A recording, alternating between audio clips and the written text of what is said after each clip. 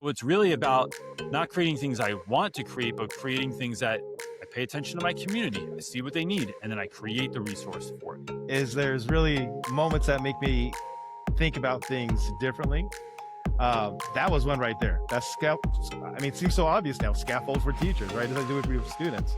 The other thing is it teaches you that every single student has a story and everyone's fighting a battle you know nothing about. CJ Reynolds, thank you for being a guest here on the Classroom Management Guy podcast. Man, I'm excited to have you as a guest, sir. I'm excited to be here. And I know everyone says that, but I really mean it. So there it is. Well, I got to start at the beginning here, man, because I like I said, I've been following you for a long time, and tell me if I leave something else out here. You are a YouTuber. You do coaching, mentorship. You speak. You wrote a book. You're a full-time teacher, a husband, a wife. I mean, the question is, how do you do it all? Because I feel like I'm busy, But and I look at your list and like, man, how does he do it all? I live and die by the calendar at this point. So what I do is it is really figuring out what best I can work on. I now have I hired my son this year. He's 18, so he does video editing for me now. And so which is funny because he's the reason we got into YouTube to begin with. Yes. And then my daughter is going to come on and start working with us too. She's 16.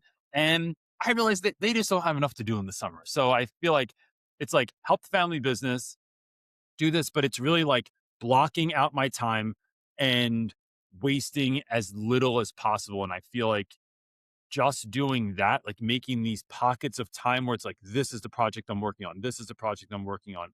And doing that all week, you get a lot more done than you think you're going to get done. And yeah. So the short answer to your question is that's how I get as much done as I do.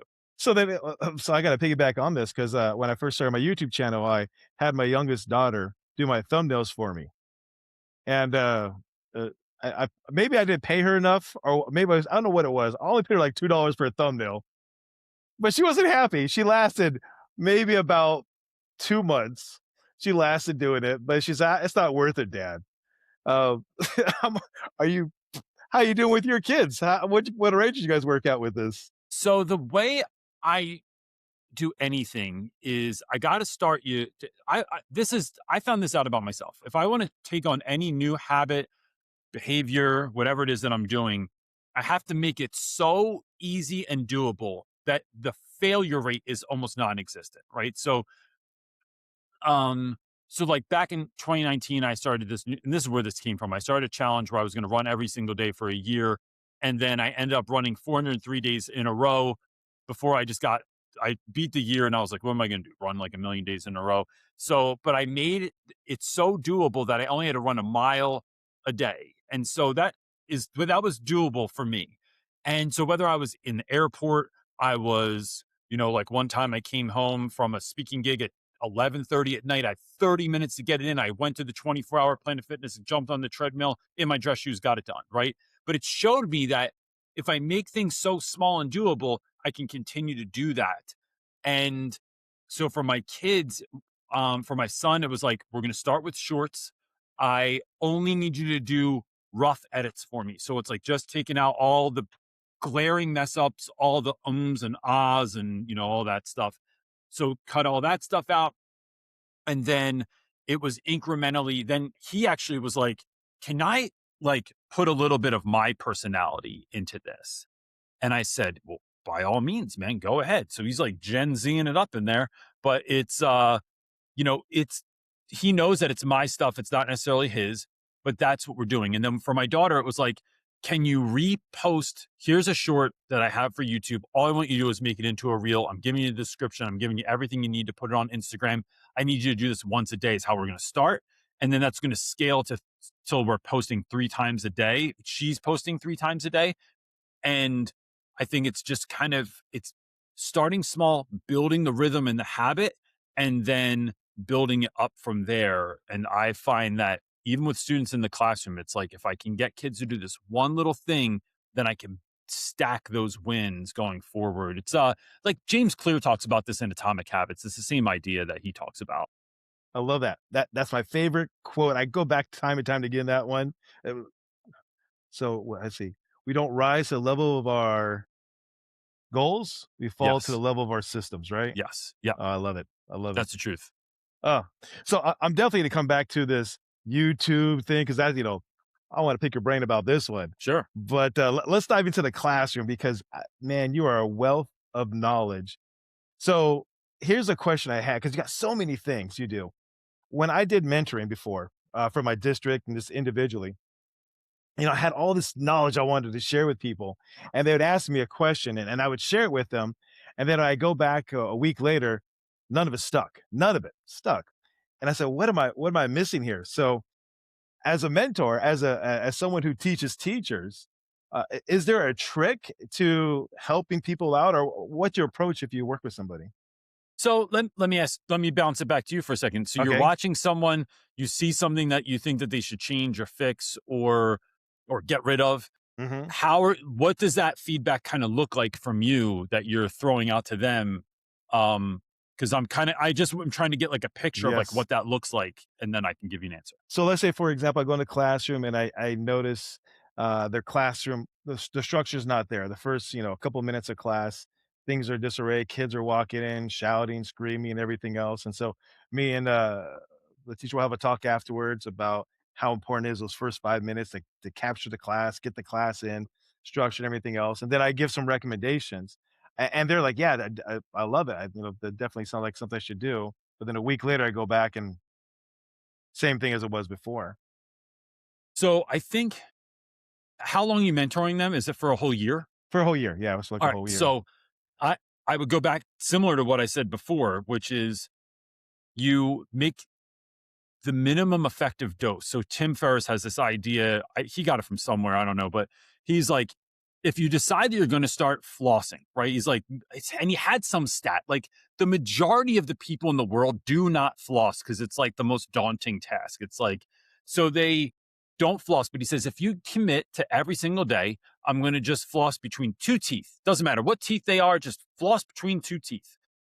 And he said it becomes all of a sudden doable. But now by the time you have the floss out, you did two teeth, it's like you could do two more. You could even do the whole mouth. But to check off the I did it today, it becomes let's make it the smallest thing possible. You only have to floss between two teeth. Now, why does this matter? Because I think that there's another quote says something like, we overestimate what we can do in a day, but we underestimate what we can do in a week and a month and a year. So if I'm working with that teacher and I see they're already overwhelmed, right? Like this job is stressful, man. Like my hair was black when I started and now it is like crisp white. So if I was working with someone like that, I'd say, here's what I want to see you do. I want to see you, no matter what, you're going to be in the hallway saying meaningful hellos to every single student that walks into your class. Whether they mean mug you, whether they say hi back, doesn't matter. You can give them a high five, you can give them a side hug, you can give them a handshake. You can make up a handshake. I don't really care what your thing is, but I want you to address every single kid. And that's all I want you to do this week. Just do it for every class. What you're doing now is one, you're making that doable thing so small. And this isn't like a Mr. Miyagi moment because what they're not understanding is all that comes out of that. Because I guarantee you there's kids in that class you're afraid of, which is why you're having classroom management issues. I guarantee you that you don't know everyone's name, or maybe you don't know how to say it right, or maybe there's a kid that like they make you feel awkward. You can see that you make them feel awkward. So you just skip them. It's like just, like, hey there. And then you pretend you're doing something else. Like I had to check my phone real quick, but say hello to every kid. And when you take kids from feeling invisible to visible, and then you build that rhythm of this is someone who says hi to me every day. My friend Neil Gupta says that one of the reasons this is important is you might be the first person that said hello to that kid today. And if you really let that sink in, that's your first thing. Then the next week, it is as soon as you come in, here's the next thing I want you to do, right? So maybe it's having a pre-class on the board and the kids know what's expected of them. Maybe it's how you're running that pre-class. Maybe then you're going to transition from doing that pre-class, getting kids locked in. It only takes 3 to 5 minutes. Then how are we going to do that first transition? Because we know transitions are like one of the hardest things for teachers. Then I'm building over time. And by the end of the year, if you work with that person for 180 times that year, or even if you go in like once a week, that's a whole bunch of stuff that they got better at. And the key here, and the last thing I'll say is that one, sometimes we do have to repeat ourselves. Leaders are repeaters, is what I've been taught. The second thing is that they don't have to get great at all those things.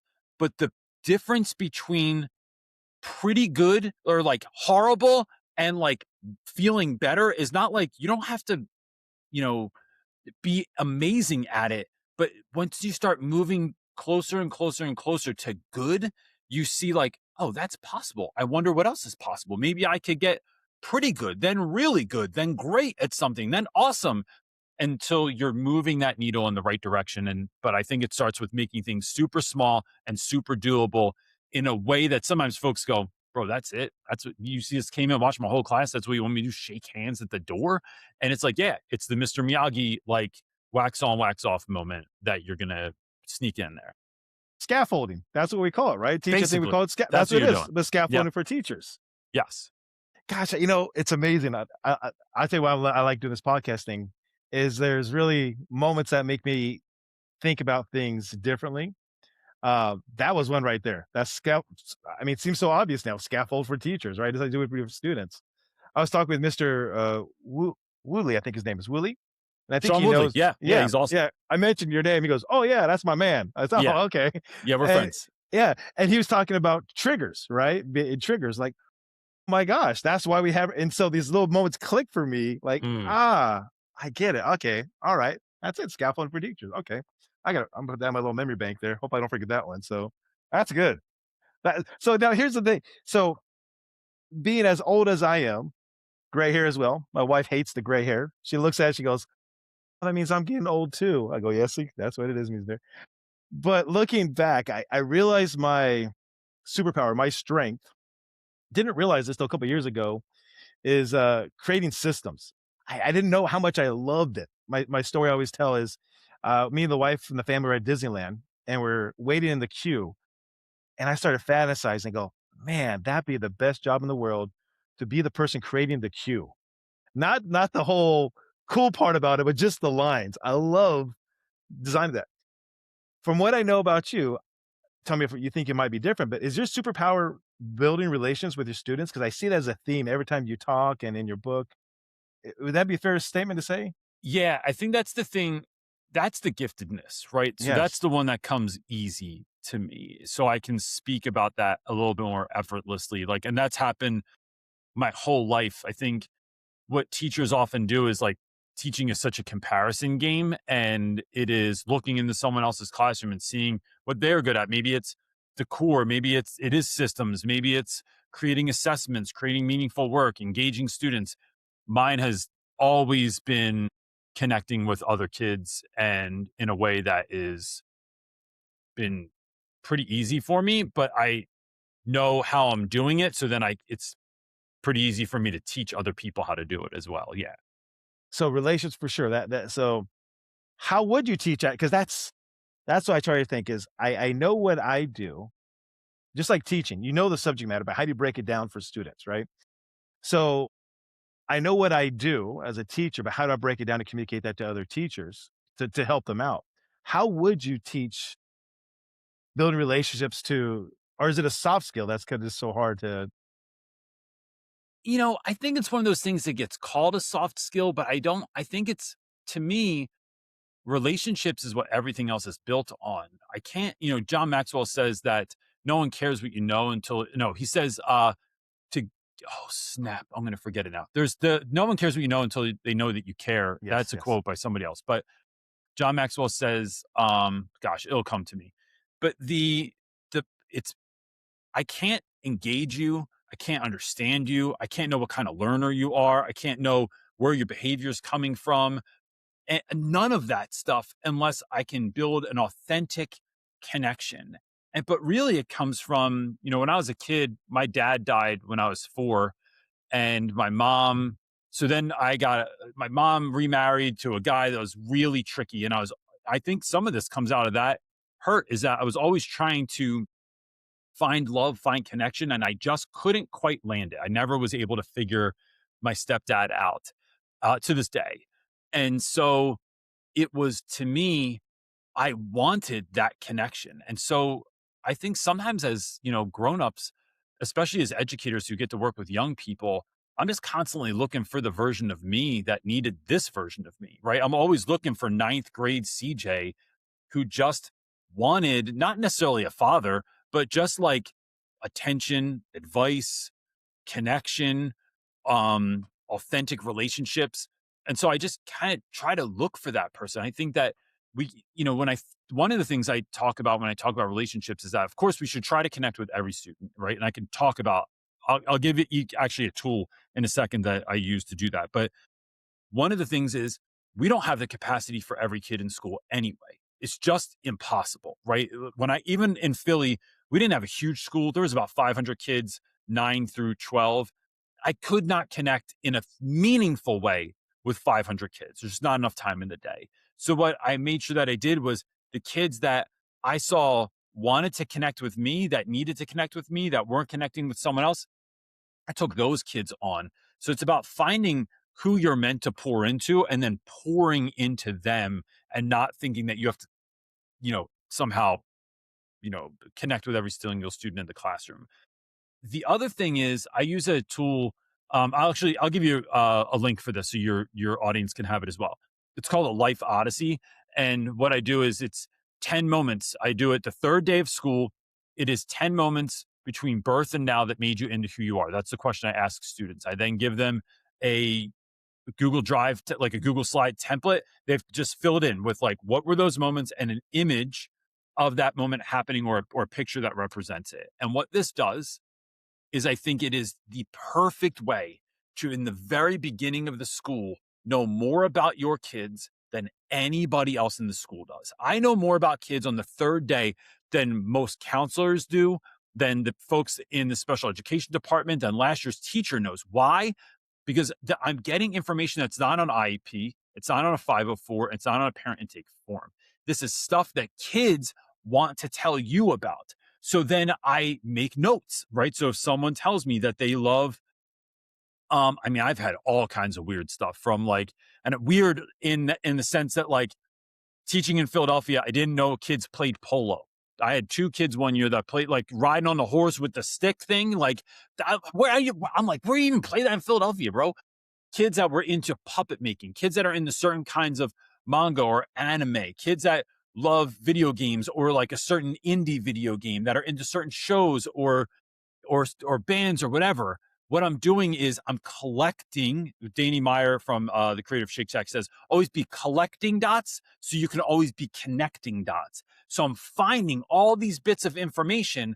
And then if I find that that's a student that needs a connection point later, they're struggling in class, one thing I'm able to do is go, oh, you like Over the Garden Wall, or you like a band like I had a girl last year that was really into a band called Lemon Demon, or I have somebody that is into a certain kind of anime. I can start making those connection points, teaching my content through the lens of, I don't know, Jujutsu Kaisen or whatever else they're into. And it doesn't mean I have to be like a master at that stuff. Like, but I can go, oh, all you ever talk about is Fortnite.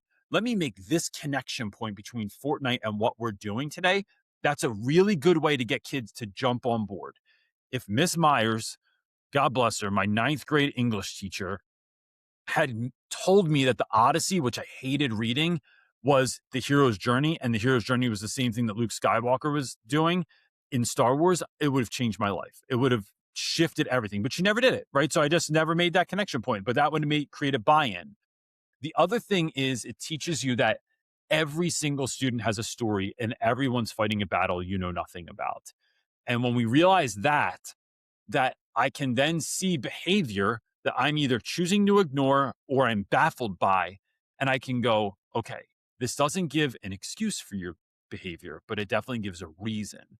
And I think if we start doing those two things, like finding out kid stories so I can understand you better, and then finding out what you're interested in so I can connect my material to that, that begins building relationships because kids see that you care. You like nobody, dude, no one's doing this. Like it's so I hope someone's watching this and going, I do it, but I guarantee you there's not the majority of the people in your school out there running this play. They're just not. So kids, they're just there to teach. They're not there to take all this time that I got to learn who you are and figure out your music. And it's like, bro, what would you get in this job for? To teach English or to connect with kids? Like we're trying to make the world better. So yeah, I think those two things will get people pretty far. That is powerful because I remember hearing you talking about the Odyssey before, and yeah, I can see that. Wow, that's good. And I'm thinking about because in full confession, I was one of those teachers. I would say actually still one of those teachers that don't dive too much into like an assignment like that or something like that to get to know my students.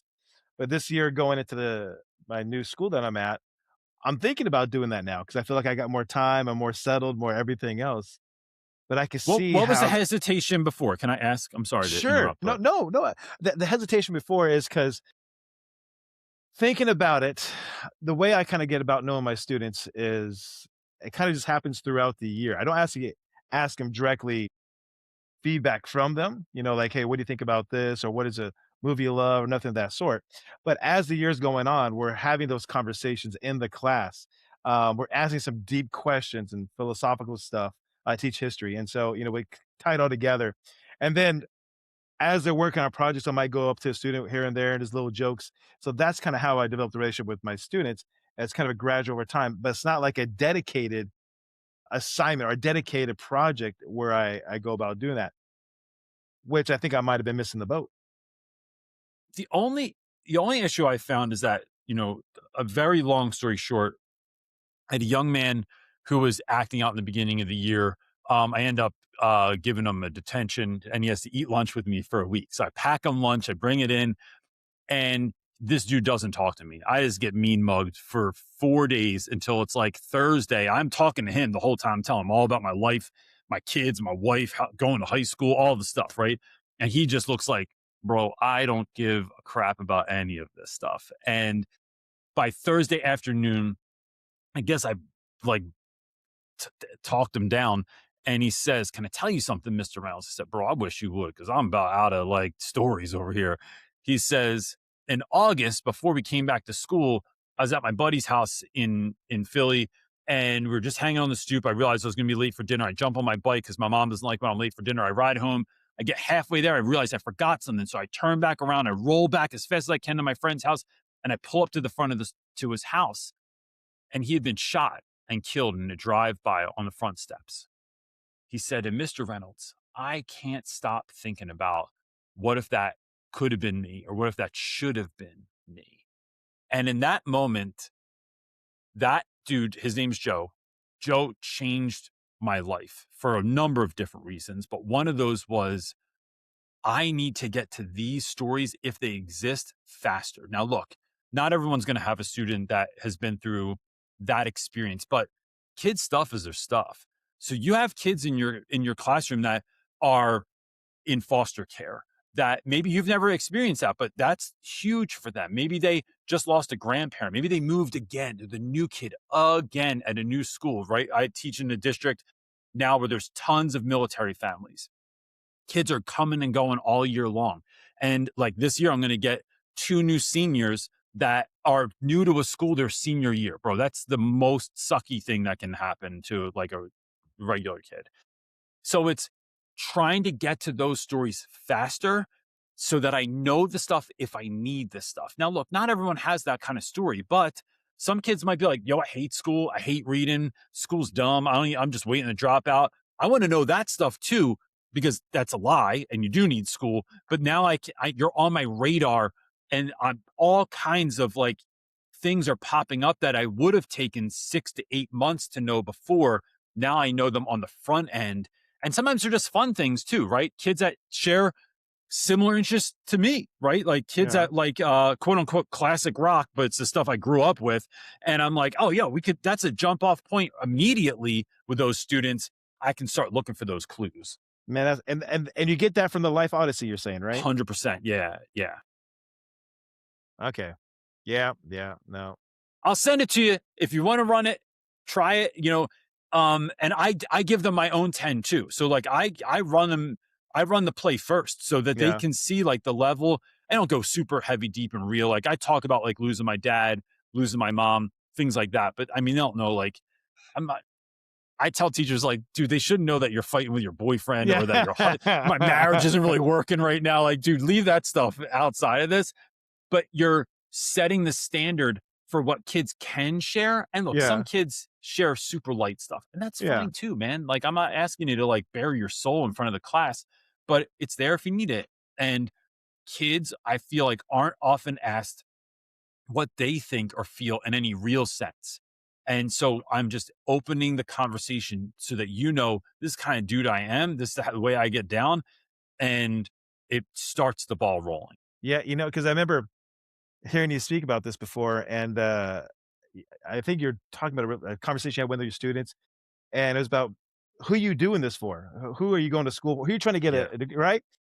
And I remembered, was it actually yesterday, I typed up my little welcome letter thing, and not nearly as in depth as your Odyssey, but on the questions, like, "Who you doing this for?" Because I think that's really something that we overlook, that they are doing this for somebody, sometimes for just for themselves. But I think that's powerful, and you're right. And the Odyssey, I'm sure, would definitely go a lot more detail. That's good stuff. Thanks. Wow. Whew, this is why I'm glad you're here. So let's flip it around then. So strength, relationships, weaknesses going into the teacher, or any weaknesses you realized recently, like, oh man, this is a blind spot I didn't realize I had. Think weaknesses, one would be um can do anything, but you can't do everything. And it was like signing up for all the stuff, especially when I started teaching. So they were like, hey, can you help out with the play? Can you run a maker class after school? Can you sell tickets at the basketball game tonight and work the concession stand? I just said yes to everything. And I had no sense of like what my capacity was. And then once I had a kid, and then I had another kid. It's like, wow, my time is not only my own and I can do anything, but I can't do everything. That was one. I mean, dude, there's tons of stuff. It's like I'm horrible at like getting back to emails on time because I like being in the classroom. I know what I'm good at. And once you start building relationships with kids are always around you, they always need something or want to just jam. And I don't have that little bit of time in the beginning of the day to like send emails back or complete the form on time. um, and then I think one that I struggle with still, I don't know if I struggle with it. I get like, bro, I can't stand having my time wasted. It is the biggest pain point for me. And, it's funny now, I get paid to go run PDs at schools, but I have, I have stayed in Philly. I think I stayed in 3 professional development meetings this is horrible to say out loud. I am not advocating for this. I've walked out of almost every single one. I fake a phone call and I go to my room and I go do work because I just can't have my time wasted by someone that's like, hey, I taught for 1 year. I remember this guy came in. He's like, I taught for 1 year in Harlem, New York. I'm going to talk to y'all about building relationships. And look, nothing against that dude. Right? God bless him. I hope he's doing really good work. I hope he's still doing that work. But like, I I don't need advice on this and that topic. And from someone that did it for 1 year, I'm like, bro, I know it sounds like narcissistic, but like, there's just certain things that I'm like, but in the meantime, I got 10 kids in my room that don't understand the book. It's like, I'd rather go do that. And so that's one of my kind of weaknesses is like, I just decide what I think is important and I I think don't show up for other things. that's a So strength. That's it. maybe it gets me in trouble a lot. So Uh, uh, because I know you're at a new school now, right? New yeah, Mexico, right? yep, New Mex wife and I are going, not wife and I, my daughter, my mom are going to New Mexico, by the way. really. Yeah, yeah, just, well, so we got time here. So my f my dad is originally from New Mexico. He passed away, I don't know how many years ago, 8 years ago, but my daughter is into this thing now. She wants to get connected with our family history. And since the whole family is from New Mexico, my daughter wants to take a trip there. So me, my daughter, and my mom are going there. And the places we're gonna check out, there's nothing there. I mean, like, we're gonna go to Springer, New Mexico, which I guess is like in northern part of New Mexico. I think it's like 1,000 people. Okay. Um, my dad was half Apache Indian, so we're gonna go to the reservation. Dulce, New Mexico. I think there's like 3,000 people there. Those nothing's there, but she just wants to go back to the roots. So we're gonna hit those, and then we're gonna go down to the White Sands and back out Nice. again. So Yeah, we live in the middle of nowhere. So yeah, I hear you. but you That's said how it you is. love it. You said you love it, right? Oh, it's the best, dude. It's like Philly got so violent. Um, and my kids were being exposed to my own children being exposed to stuff that like I just didn't want for them. Like my son found like two different people on two different days that had OD'd on my front steps. Another guy was out of his mind on drugs, ends up in my backyard one day. My daughter's walking her bike to the shed in the backyard, and I hear a scream, and it's because some dude's laid out on a lawn chair in my backyard. So like stuff like that, and other things that like are not clean enough to put on the internet, but like um it's it was just a life that I knew I signed up for to live and work where I did, but my kids didn't sign up for that. And so we were out in New Mexico on a trip to see my mother-in-law, and she's like, "I'm selling my house. You guys should buy it." And I was like, "Bro, what am I? I'm not moving out here." And on that trip, man, God just shifted something in my brain and was like, "No, this is where you need to be." And it has been awesome. We have really nice neighbors. It's funny. I moved in. My neighbors go, "What'd you move here for? Nothing ever happens." I go, "Bro, that's exactly what we moved here for." I love. I'm in a nothing season of my life, so it is. It's been wonderful. We've met really great people and got my kids made really good friends, and it's awesome. I can't say enough about it. I don't know that it's here for me for the rest of my life, but who knows? I also never thought I'd move here. So I don't Yeah. know. I don't know what God's doing next. I never know. Yeah, so yeah, I live in Southern California, and my wife and I always talk about retiring. Tennessee, for some reason, always sticks to our mind. Tennessee, because you know what it is. We're in Southern California. Well, New Mexico, I assume is the same. Would depend maybe where you're at, but um, it's we have nothing green here. There's no greenery. No, We're like, we don't oh, either. yeah. So I'm craving something green. Yeah. East Coast was like, I forgot like that vibrant green, like the Mm. spring is exploding. And here we say, we're like, it's different shades of tan and brown. That's like everything, the houses, like the ground.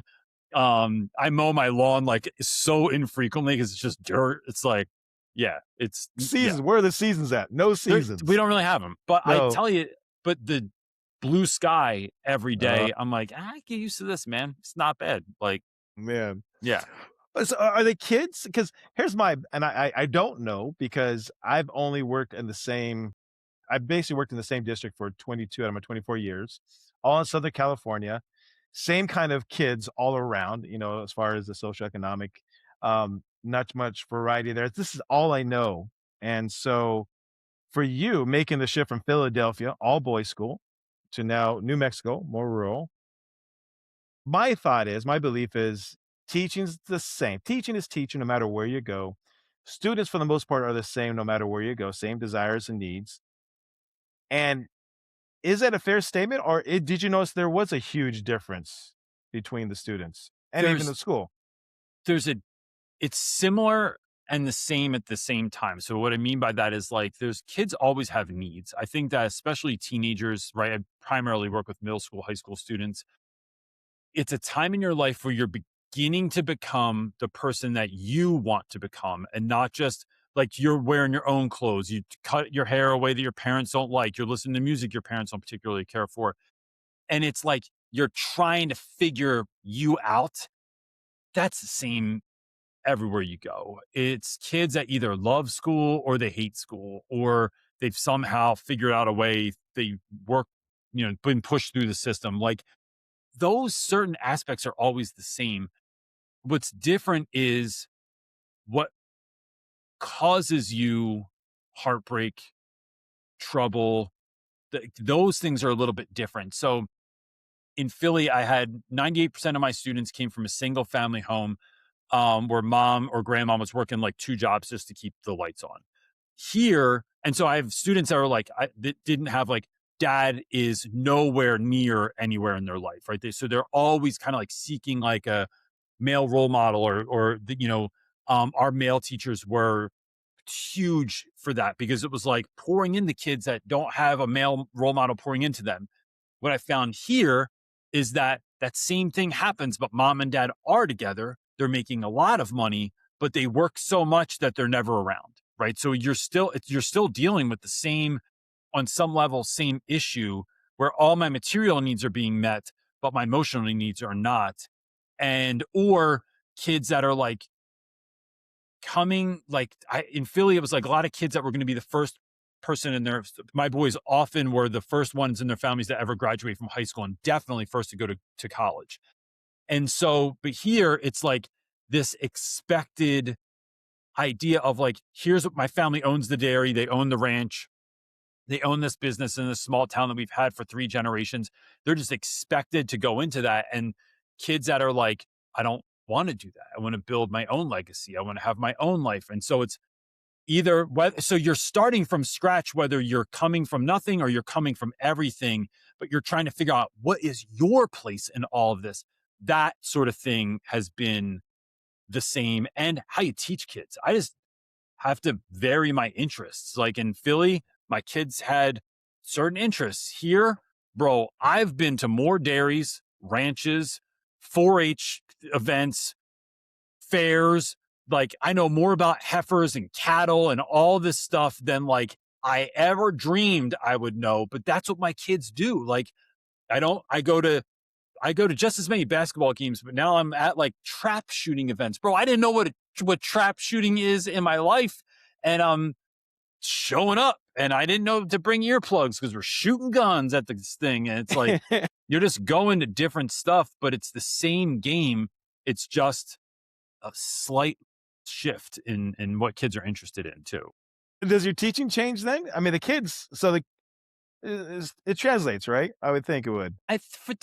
For the most part, I mean, the thing I think I felt the most this year was in Philly. I had a lot younger staff that I worked with, and here the staff is much older. So I'm like one of the younger ones. I'm 49 and I'm like one of the younger ones.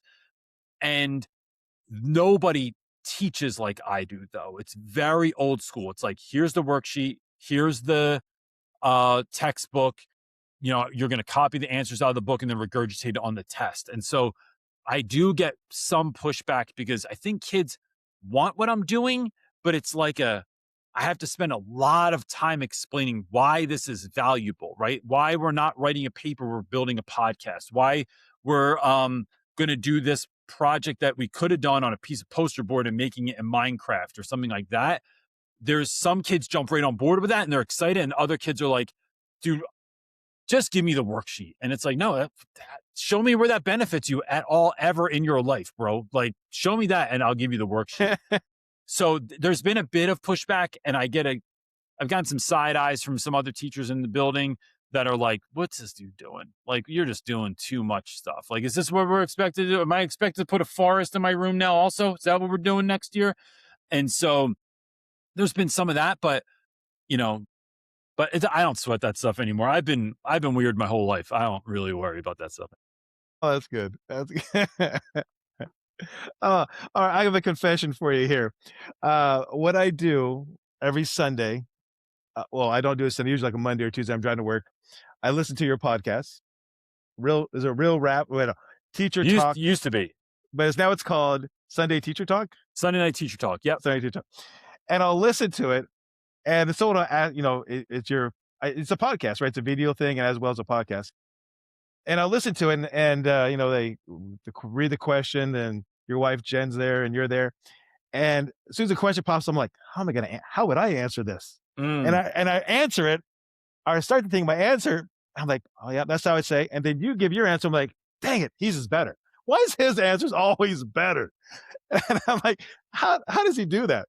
And so, with all that to say, how did that whole podcast? Now, originally, I think you said Brody, your son, started a Yep. YouTube channel.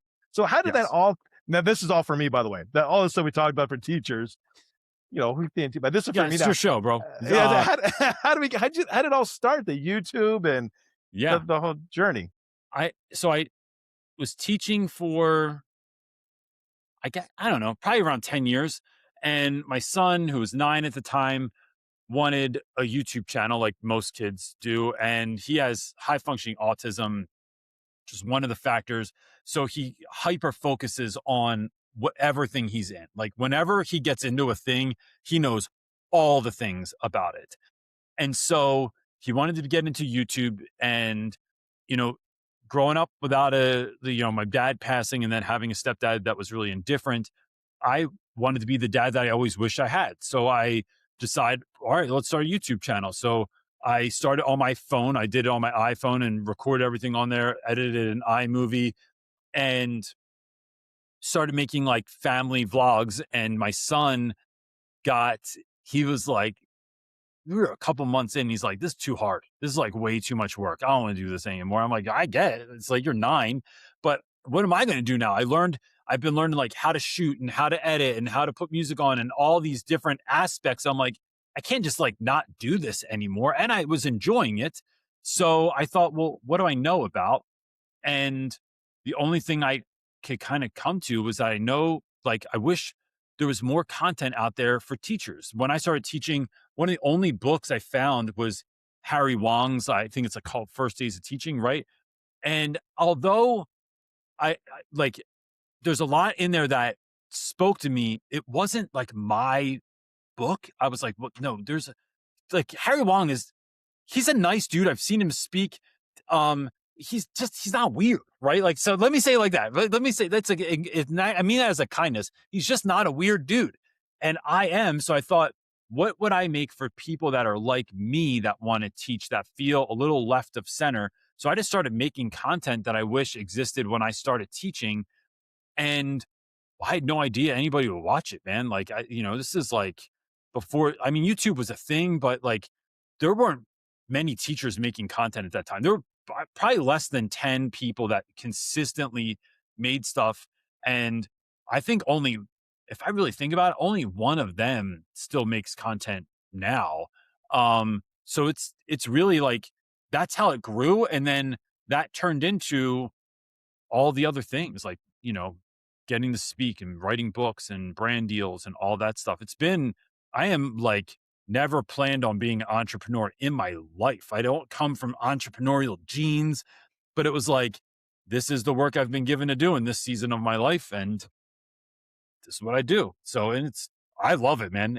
I can't believe I get paid for stuff that I get paid for sometimes. I'm like, this is ridiculous. I mean, for example, you were in LA, and I remember there was was a seminar. I forgot what it was there. It was like a 2-day event, right? What's the name of We that did a again? conference called A Knowledge Con. conference, Yeah. Knowledge Con. What and, I thought about, "Oh, maybe I should go." That looked like, "Ooh, okay, a little pricey for me." It's close, LA, not too bad.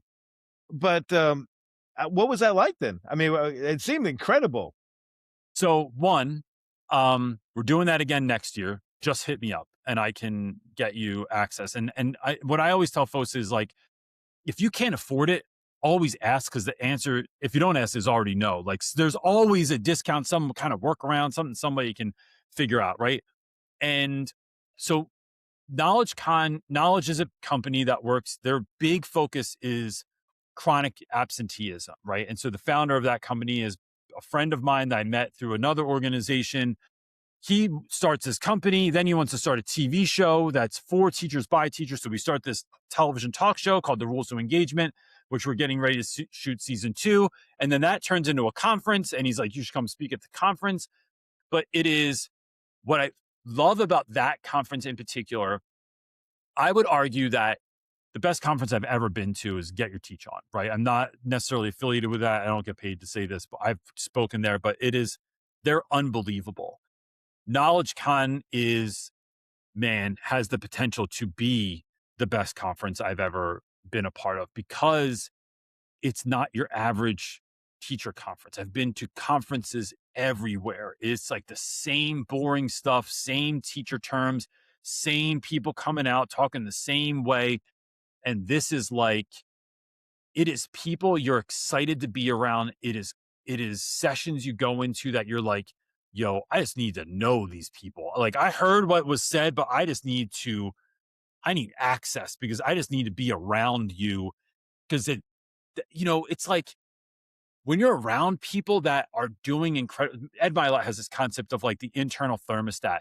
where if your thermostat is a 70, but you hang out with 90 degrees, you can't help but like get warmer. Now you might not stay at 90 degrees, but like you can't go back to living a 70-degree life. You got to live at 80, 85-degree life now.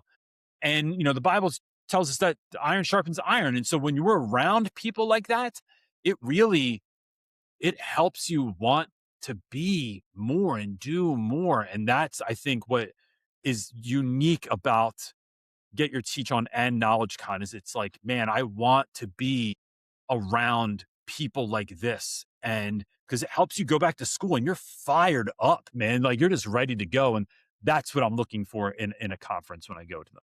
That sounds powerful. That sounds so powerful. Wow. Yeah, you're right. Because all the like you said, I never walked out the PD trainings. I have the same feeling like, "Oh, man," but this is not a PD training. This is inspirational. It is Yeah, you want to be there, man. It's yeah. like it's not a mandatory thing you have to do. It's like, no, I want not only do I want to be a part of this, I want to like hang out with you afterwards and see if I can get your number and then like let's collab on something because you just find that I Jim Rohn says you're the average of the 5 people you spend the most time with. And so I really want to be very mindful of that circle. And some of us, like there's people that are watching this or listening to this that you feel like your people aren't at your school. You feel like you're the odd one out that you, or maybe you have one friend at school and when you can find other people that remind you of like, oh, there's other people that are like me out there, then it gives you the courage to show up as your true authentic self with your giftedness to your school. And I feel like we have to put ourselves in places to be reminded of who we are sometimes. And so KnowledgeCon for me is one of those things. And then I just hacked that system because now I talk to all those folks. I'm like, I am not shy about asking for that sort of thing. Oh, and that's good. And so the last, podcast I listened to yours, you were talking about how this summer, back to the business aspect of it, you guys are working on materials, and you guys are working on stuff for teachers. So let's put a couple things out there, make sure because I wanna make sure everybody listening to this knows that you do mentoring. So you're always Yes. available for mentoring. You speak at schools, so they can always get you for that one as well. You have a book, um, but then also I think you did like some boot camps, and then this summer you guys are working on a variety of different things. So my goal, and this is something we've sort of lacked on, but it's just me and my wife running this game. Like I've used to have like a whole team and we built that out, but it's like, I don't know. For a number of reasons, it's my wife and I are like, we could do this. Like we could just do this ourselves and then things get done the way that we want them to get done. And now I hired Brody. Marley's coming on board this summer. And so that is a big help. And plus, you know, my office and Brody's bedroom are right there. So I can just yell over to him if I need something. But it's really trying to build stuff similar. Everything I've done has been stuff I wish existed, right? My book, when I wrote my book, I was like, I want to write a book for 20 something year old CJ that I wish existed when I started teaching, right? Like what book would have helped me? What Sunday Night Teacher Talk was built out of the idea of what if there was a live feed every single Sunday so people that are nervous about Monday can come and show up and connect with other people, be a part of a community and have any question answered, right? Like no matter what it is, like your staff's not watching this.